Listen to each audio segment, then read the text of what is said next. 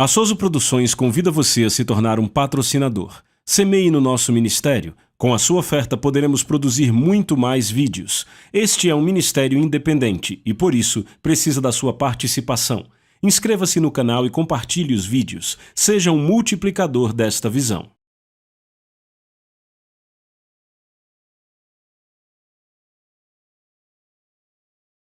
Os versículos usados nos vídeos que traduzimos nem sempre correspondem a versões em português. Muitas vezes precisamos traduzir do original em inglês para fazerem sentido no contexto do vídeo.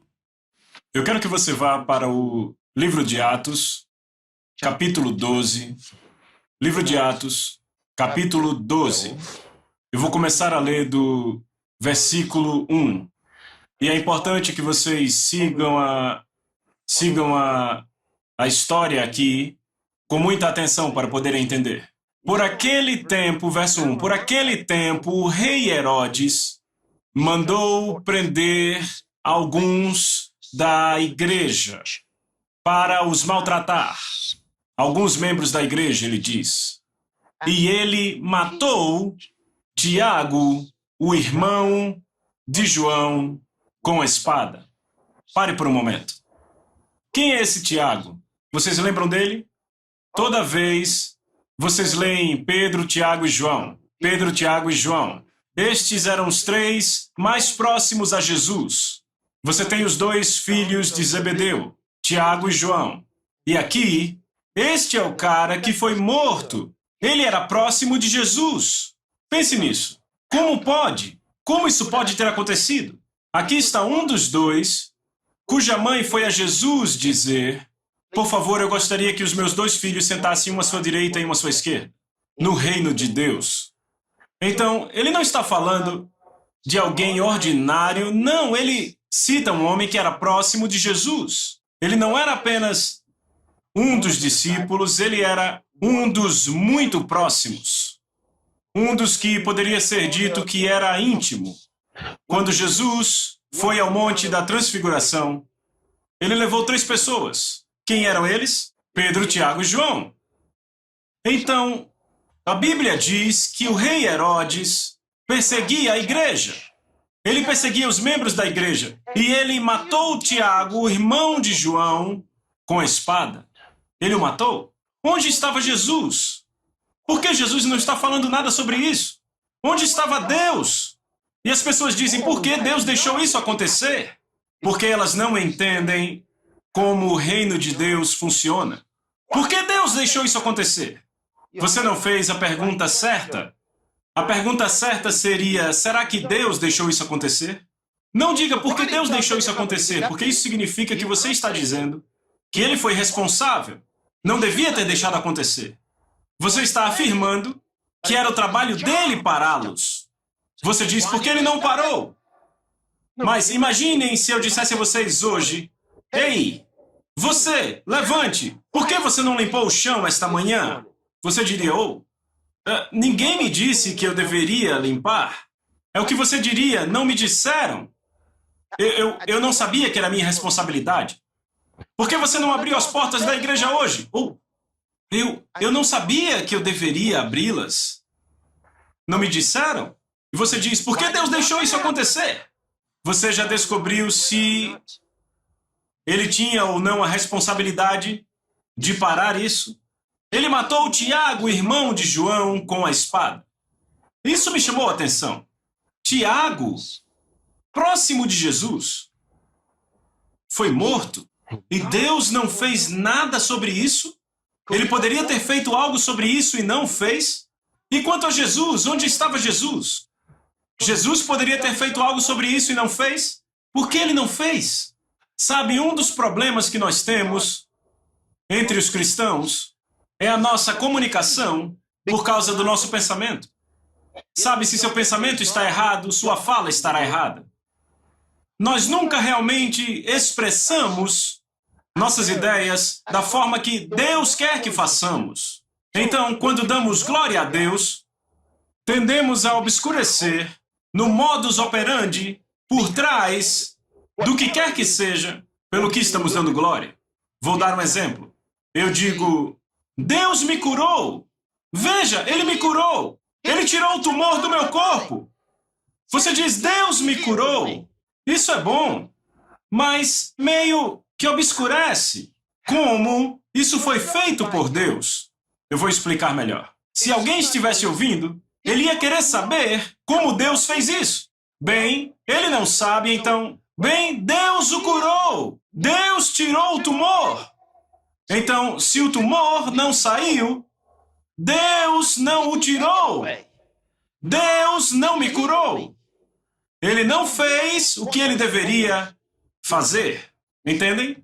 A forma como testemunhamos, algumas vezes, não nos ajuda a ver a realidade. Não é errado dizer que Deus fez, mas não nos ajuda a entender. Então tomamos quando ele faz e quando ele não faz, que ele é responsável por fazer e que ele é responsável por não fazer. Veja, olhem para as Escrituras e busquem o primeiro milagre em Atos capítulo 3, quando Pedro e João ministraram para o homem na porta do templo Formosa, que era aleijado, nunca tinha andado, e a Bíblia diz que ele ficava ali sentado à porta, até que Pedro e João chegaram e Pedro disse, olhe para nós, nos dê sua atenção. A Bíblia nos diz que as pessoas creram que Pedro curou o homem quando viram o que Pedro tinha feito.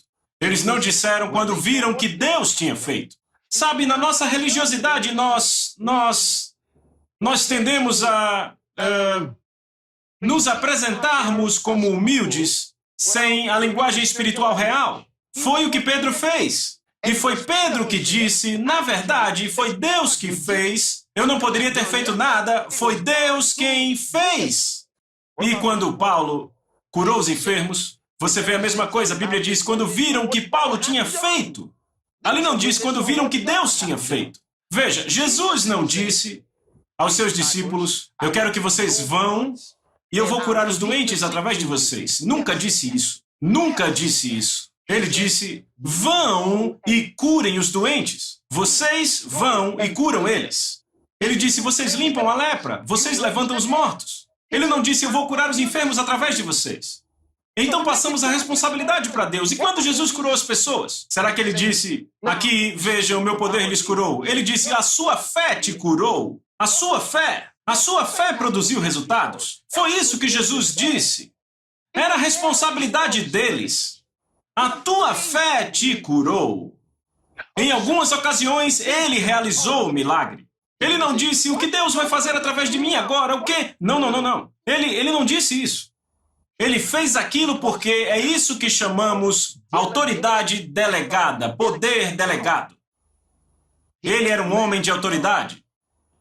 Veja, o departamento de polícia envia o guarda de trânsito para o cruzamento e ele não diz, o departamento está dizendo pare. Ei, vocês aí, o departamento está dizendo pare, todos vocês... Não. Ele vai lá e ele opera. Você por aqui, você por aqui. Ele não diz, o comissário, pelo poder do comissário. Não faz, mas é isso que fazemos. Dizemos que é responsabilidade do comissário. Veja, isso vai nos mostrar algo. Onde estava Deus? A pessoa diz, eu estava segurando meu filho e o meu bebê morreu. Onde estava Deus?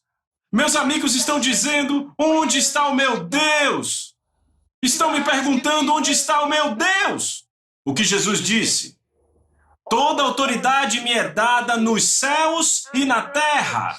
Então ele diz, vão então desta forma e façam discípulos, pupilos das nações. Ele diz, eu dou a vocês autoridade para pisar serpentes e escorpiões e sobre toda a habilidade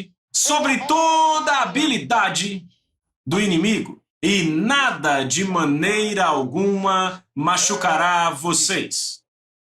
É como o comissário dizendo ao policial, você vai para aquele cruzamento e você direciona os carros. E ele diz, mas os carros são pesados e há muitos, tem que ter muita sincronia, eles vão me acertar. Cala a boca, garoto! Eu disse, vá lá! Tudo que você tem que fazer é rei e todos param. Não importa quantas toneladas vão obedecer ao seu comando.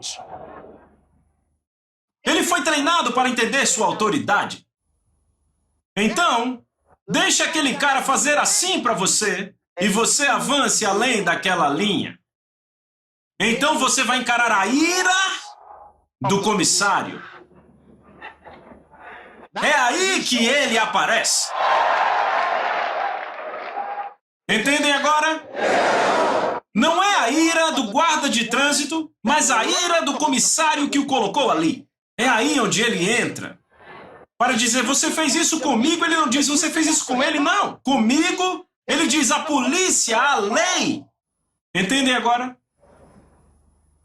Então nos foi dado o poder de procuradores para operarmos em o nome de Jesus. E o problema é que a maioria dos cristãos não estão usando o que eles têm e dizem que Deus é responsável pelo que acontece com eles. Nós oramos, e por que aconteceu? Dissemos a Deus que ele estava viajando para Lagos e ele sofreu aquele acidente e morreu. Mas dissemos a Deus que ele iria. Você disse a Deus que ele iria? Não é uma questão de dizer a Deus que ele vai. E uma das coisas que temos que entender é que a morte não é o fim. É por isso que ele incluiu nisto curar os enfermos, expulsar demônios, limpar os leprosos, levantar os mortos. Em outras palavras, não olhe para um morto e... Então depois de chorar você diz, devemos levantá-lo. Você não vai levantá-lo, não vai ser por aí. Porque suas lágrimas são uma demonstração da sua descrença. Imagine Jesus chegando à casa de Jairo. Alguém diz, mas na sepultura de Lázaro, Jesus chorou. Ele não chorou porque... para mostrar como ele o amava. Porque a Bíblia diz que Jesus chorou. Por que ele chorou? Ele não estava chorando porque amava Lázaro, ele estava chorando por causa do povo. Ouça a oração dele. Quando ele orou, então você vai entender por que ele chorou. Ele não disse, oh Deus, você sabe que eu amo tanto Lázaro, você tem que fazer algo. Não. Ele disse, eu te agradeço porque você me ouviu, mas eu estou falando agora por causa dessas pessoas. Foi o que ele disse. Porque foi por isso que ele chorou. Ele chorou por causa deles. Porque ele viu que a morte, que não era nada, paralisando eles, destruindo eles, Jesus chorou. A morte, que era inimiga de Deus, controlando o povo de Deus. Foi por isso que ele chorou. A Bíblia diz que o último inimigo a ser destruído é a morte. Então a morte é o inimigo de Deus. Então quando ela entra, como um gavião, para levar alguém, Deus sente isso. Ele sente dizer, eu quero que meus filhos façam algo sobre isso. Eu já derrotei a morte, ela está paralisada. Vamos, façam algo. Há uma diferença entre ser derrotado e ser destruído. A morte foi derrotada. É o que a Bíblia nos diz. Mas ela será destruída, aniquilada. Não podemos fazer nada pelo garoto, ele está morto. Jesus! Não, não! Levante-se como um homem de autoridade e diga em nome de Jesus! Eu mantenho a vida nele.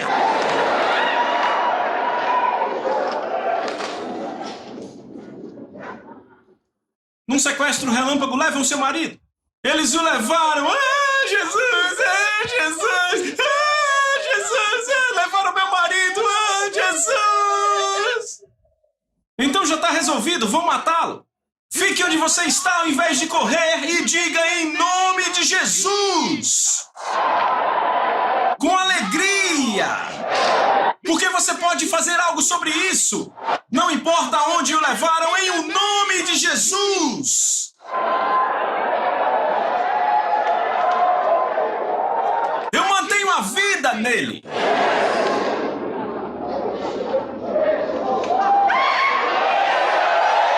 Vocês estão aí? Eu contei sobre um homem. A sua filha estava enlouquecendo com demônios. Ela levantava e corria. Algumas vezes caindo na água, como vemos na Bíblia. Algumas vezes se jogava contra a parede, tentava se matar.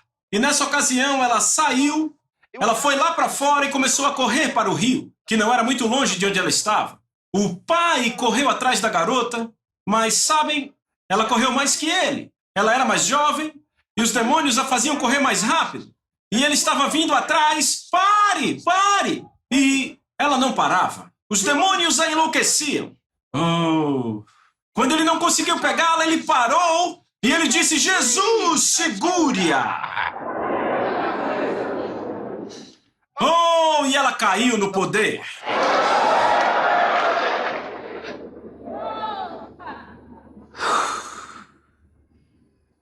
E eles foram lá e a pegaram. Bem, ele estava aprendendo sobre autoridade e Jesus o deixou passar por essa. Da próxima vez ele não disse: Jesus, a segure. Pare em o nome de Jesus. É isso. Porque quando você está crescendo, enquanto bebê, ele permite que você faça algumas coisas. Paulo disse: quando eu era uma criança, eu pensava como criança, eu falava como criança, eu agia como criança, mas quando eu me tornei um homem, eu deixei de lado as coisas de criança. Deus espera que você ponha de lado as coisas de criança. Coisas de criança são como: oh Deus, em nome de Jesus, faça algo por nós, nos proteja. Não ore assim, não vai funcionar. Você não entende? Eu sei que você tem passado por isso. Algo errado pode ter acontecido. Você diz: em o nome de Jesus, nós estamos protegidos. Estamos na presença de Deus, vivemos na presença de Deus. Alguém diz: como assim? Você está pressupondo por Deus. Sabem os religiosos, você está pressupondo por Deus. Você acha que ele tem a obrigação de fazer o que você quer? Ok, peraí. De onde você tirou que eu estou pressupondo por Deus? Você não acha que você está pensando errado? Você está me dizendo que eu estou pressupondo por Deus? Como você descobriu que alguém pode pressupor por Deus? Como você sabe disso? Não está em nenhum livro do mundo. Como você chegou nessa informação? Vem, a sua suposição é o problema. Você está enrolando Deus. Mesmo? Como você sabe? A sua suposição é o seu problema. Você acha que pode fazer Deus fazer o que você quer? Bem, por que você acha que eu não posso? E por que você supõe que é isso que eu estou tentando fazer? A sua suposição é o seu problema. Deus disse: peça a mim. Eu não disse a ele para me dizer isso. Ele disse: peça, e será dado a você. Busque, e você vai encontrar. Ele disse: bata, e será aberto para você. O que Jesus diz?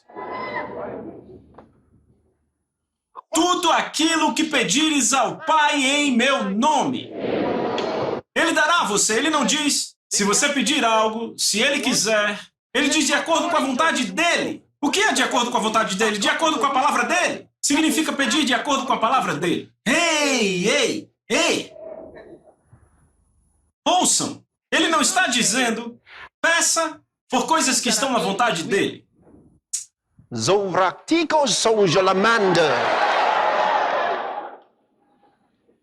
Ouviram o que eu disse?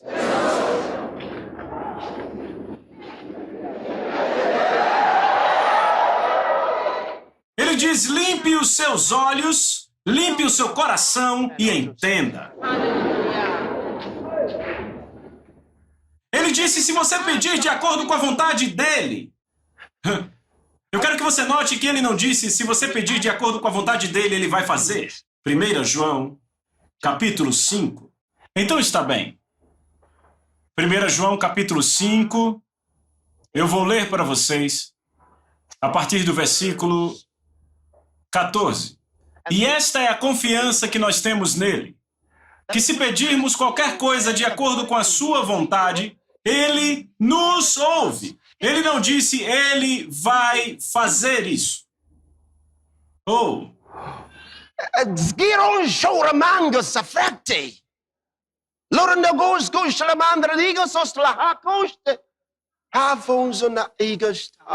Aleluia. Vocês estão aí? A palavra de Deus é luz. A palavra, ouçam isso. Sabe o que eu penso? Vocês são maravilhosos. Eu estou dizendo, a sua fé é viva.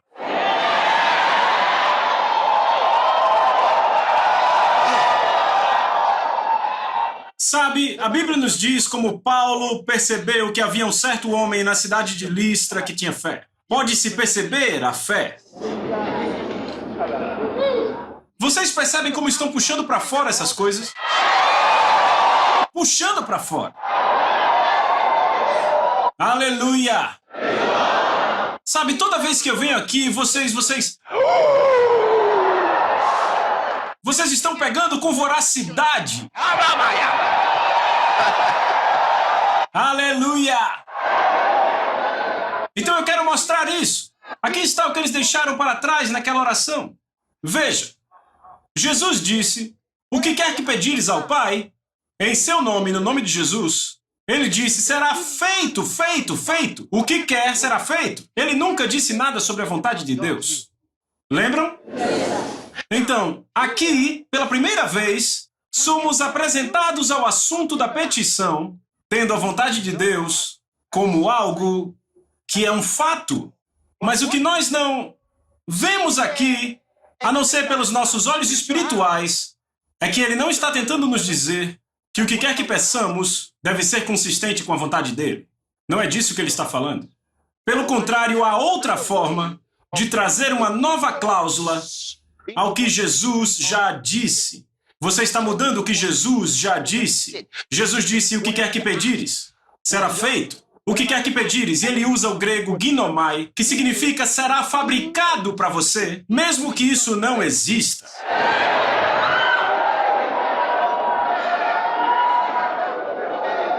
Vê isso? Então, para chegar até aqui agora e ouvir João nos dizendo que quando pedimos tem que ser algo que está dentro da moldura da vontade de Deus, estamos introduzindo uma nova cláusula. No que Jesus disse, você está mudando o que Jesus disse. Ele não disse que tem que ser de acordo com a vontade dele, ele não disse isso. Ele não disse que precisamos descobrir se é consistente com a vontade dele antes de termos, ele não disse isso. Você está mudando. E João vai dizer, eu não mudei, foi isso que eu disse. Não foi isso que você disse, João. O que você disse? Eu quero mostrar a vocês. Aleluia!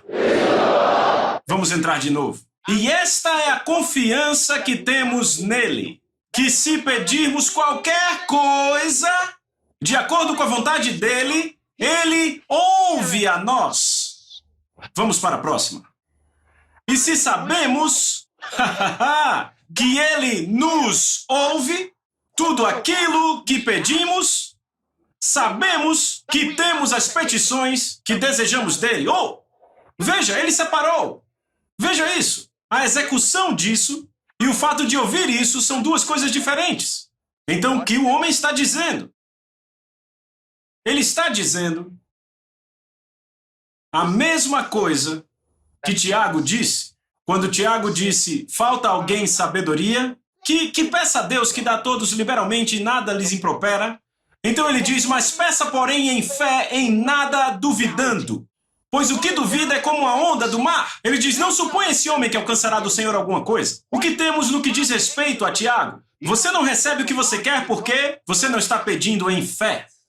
Então ele diz, peça porém esse homem com fé, em nada duvidando. E diz, porque se você duvidar, não ache que você vai receber alguma coisa. E isso é consistente com o que Jesus disse. Então o que João está dizendo? Esta é a confiança que nós temos nele. Que se pedirmos qualquer coisa de acordo com a vontade dele, isso significa a forma como você pede é do que ele está falando, não sobre o que você pede. Porque ele está falando sobre o ouvir que recebemos. É a forma como você pede. Peça de acordo com a vontade dele. Significa peça em fé, significa peça em um nome de Jesus. É disso que ele está falando. É isso. Então ele diz, se pedires em fé e em o nome de Jesus, ele nos ouve. Porque ele ouve o que quer que digamos em o nome de Jesus. Então ele diz, se sabemos que somos ouvidos, então temos a confiança que nossas petições são concedidas. Nós nunca precisamos ter medo se o que estamos pedindo é consistente com a vontade de Deus ou não. Por quê? Jesus disse, se você habita em mim e as minhas palavras habitam em você, ele não disse, pedirei o que eu quero. Ele disse, pedireis o que você quer. E será feito para você. Vem o sujeito da vontade de Deus? As pessoas religiosas dizem, Quando você pede, tem certeza que é a vontade de Deus? Talvez é por isso que Deus não faça. Deus não está dizendo a minha vontade. Ele não está dizendo peça a minha vontade. Jesus disse, se você habitar em mim e as minhas palavras habitarem em você, pedireis o que você quiser. Está no Evangelho de João, capítulo 15, verso 7, você pode ver. Pedireis o que quiserdes, e será feito. Ele não disse pedireis o que eu quero, ele disse pedireis o que você quiser. Então, e se pedirmos algo que não está na vontade dele? Bem, foi por isso que ele disse que se você habitar nele e as palavras dele em você, porque quando você habita em Jesus e as palavras de Jesus em você, significa que a sua vontade afunda na vontade dele. Você não tem nenhuma preocupação com se é a vontade de Deus? Nenhum problema. Nenhum problema. Porque ele habita, a palavra dele habita em você, e você habita nele. Então há uma unidade. Alô? Será que isso é muito grande para a sua teologia? É muito grande? Será que você pode pensar, ei, é por isso que as pessoas estão confundindo tanto suas vidas, não sabem se devem ou não pedir por algo. Talvez seja muito grande para mim, talvez eu não deva pedir. Talvez seja cobiça pedir. Bem, se você tem problema com a palavra dele habitando em você, aí é outra coisa. Então vá pôr a palavra em você. Aleluia. Entenderam? Então, lembram de onde começamos? Ah, obrigado. Obrigado. Lembra de onde começamos? Obrigado. Que Herodes está virado. Ele começou a perseguir a igreja e ele matou Tiago, o irmão de João, com a espada. Ele o matou. Ele o matou. E Deus não fez nada sobre isso, a não ser dar as boas-vindas a Tiago no céu. E Jesus não respondeu. Volte lá de novo. Vamos ver o resto. Estão prontos? Atos capítulo 12. Por aquele tempo mandou o rei Herodes prender alguns da igreja para maltratar, fazendo passar a fio de espada a Tiago, irmão de João. Vendo ser isto agradável aos judeus, sabe, os judeus os acusavam. Esses caras tinham virado o mundo de cabeça para baixo. Eram pessoas loucas, falando de um Jesus morto, sabem? Vendo ser isto agradável aos judeus, ele prosseguiu, prendendo também a Pedro. E eram os dias dos pães asmos. Viram isso? Ele viu que agradou os judeus ele ter matado Tiago. Disseram sim, aquelas pessoas deviam morrer. Então, ele prosseguiu, prendendo também a Pedro. Afinal, os judeus estavam felizes, Deus não fez nada, Jesus não fez nada, então, vamos lá. E, neste momento, os irmãos estavam... Viram? Tiago, o apóstolo Tiago. Por que ele não se recusou, rejeitou? Por que ele não declarou? Por que não confessou? Porque a confissão traz a posse. Se perguntavam por quê? Então, eles ouviram sobre o versículo 4. Vamos ler. Tendo-o feito prender, eles prenderam Pedro. Lançou-o no cárcere, entregando-o a 4 escoltas de soldados para guardá-lo, tencionando apresentá-lo ao povo depois da Páscoa. 4 escoltas de soldados, significando 4 soldados num grupo. E havia 4 grupos. São 16 soldados. Então podiam ter turnos diferentes. Depois desses 4 vêm por um certo número de horas. Os outros 4 rendem e por aí vai. E então ele chegou a eles e disse: vocês vão trazê-lo no tempo da Páscoa, entendem? Vocês o trazem e então o matam. Então, por ouvirem, por que Tiago não desapareceu? Os profetas desapareciam, Elias desapareceu. Por que Tiago não desapareceu simplesmente? Alguns disseram, bem, Jesus escapava pela multidão. Por que Tiago não fez o mesmo? E estavam todos falando. Alguém veio correndo e disse, Pedro foi preso. Hã?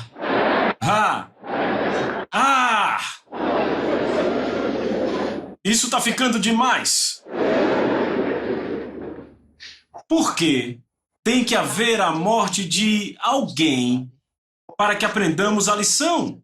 Por que não podemos apenas aprender sem pagar tal preço? Vamos ver. Tendo feito prender, apreendido ele, lançou-o no cárcere, entregando-o a 4 escoltas de 4 soldados para o guardar, intencionando apresentá-lo ao povo depois da Páscoa. Pedro, pois, estava guardado no cárcere. Mas este é o mais que muda tudo. Ele diz, mas oração era feita sem cessar por parte da igreja para Deus por ele. Oração era feita. A igreja orou. Isso é o que eles não tinham feito quando Tiago foi pego. Podiam ainda ter Tiago. Não fizeram isso. Quando Pedro foi pego, eles disseram, não de novo, não de novo, não de novo. Vamos orar até que algo aconteça. Não de novo. Lemos na Bíblia que a oração foi feita sem cessar. Se Herodes podia pôr soldados para guardar sem cessar, para garantir que o homem não escaparia, eles disseram, então vamos orar sem cessar. Enquanto Herodes o tiver, nós estaremos orando. Eu disse, isso foi o que não fizeram quando Tiago foi pego. Você pode ler o resto da história. A Bíblia diz que quando Herodes estava pronto para pegá-lo a noite antes, um anjo de Deus veio até a prisão. E as correntes que o prendiam caíram. Então ele disse a Pedro, levante, vamos sair daqui. E ele não foi e o escondeu. Disseram, vai. E o cara andou pelas ruas e chegou a uma das casas onde os discípulos estavam e os encontrou ainda orando. Ainda estavam orando. Aleluia! Ainda estavam orando.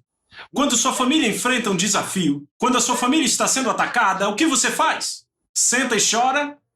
Eu não entendo essas coisas. Afinal, seguimos a Deus. Afinal, pagamos o dízimo. Afinal, semeamos. Por que está acontecendo isso? Por quê? E ainda não acabou. Porque depois que Tiago for pego, irão atrás de Pedro.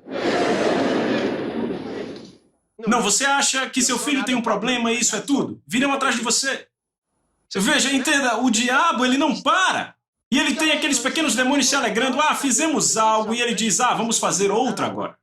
Então, o que você vai fazer quanto a isso?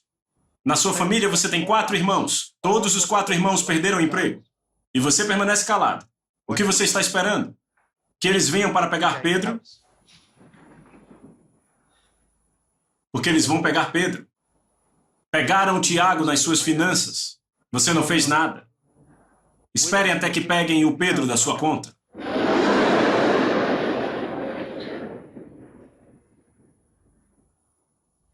Porque estes são ensinos por simbolismos. Você tem que entender o que Deus te diz. Ele está dizendo que não para. Temos que orar. E aqui diz, mas a oração era feita, oração era feita sem cessar por parte da igreja para Deus por ele. Aleluia. Aleluia. Vamos orar. Você pode orar por pessoas que estão sofrendo e estão além do nosso país. Pode falar daqueles que estão sofrendo injustiça. Pessoas que estão morrendo todo dia. Por nada. Vamos orar por elas. Vamos orar para que isso pare.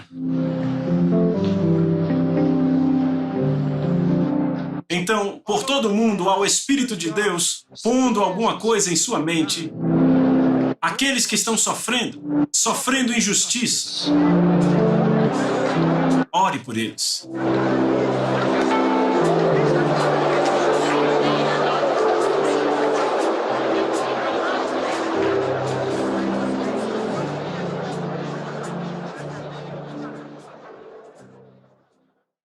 A Soso Produções convida você a se tornar um patrocinador. Semeie no nosso ministério. Com a sua oferta poderemos produzir muito mais vídeos. Este é um ministério independente e, por isso, precisa da sua participação. Inscreva-se no canal e compartilhe os vídeos. Seja um multiplicador desta visão.